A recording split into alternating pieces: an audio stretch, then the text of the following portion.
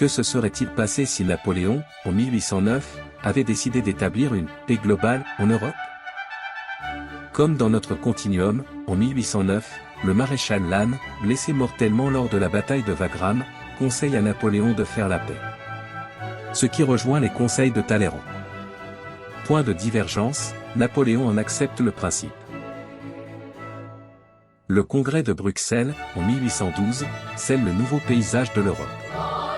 En 1821, Napoléon a un deuxième enfant, une fille, avec Marie-Louise.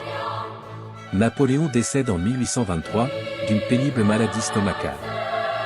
Joseph, le frère de Napoléon, assure la régence de l'Empire français, jusqu'en 1830, date de la majorité de Napoléon II.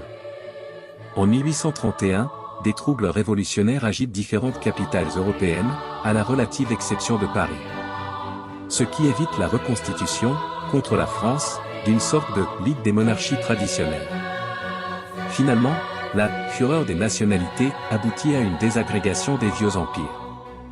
Et sauf l'Empire français, qui n'est d'ailleurs pas vieux. Ce maelstrom révolutionnaire impacte même l'Empire ottoman, devenu la première cible des nouveaux pouvoirs réformistes des autres nations d'Europe. Le Congrès de Paris, en 1840, aboutit à formaliser une nouvelle carte de l'Europe, laquelle se stabilise jusqu'au début du XXe siècle. Napoléon II s'avérera un monarque paisible, laissant, progressivement et sans à-coups, s'installer, sur l'Empire français, une monarchie constitutionnelle. Napoléon II mourra, nonagénaire, au tout début du siècle suivant, ayant laissé, en 1870, son trône à Laetitia Napoléon, sa fille aînée.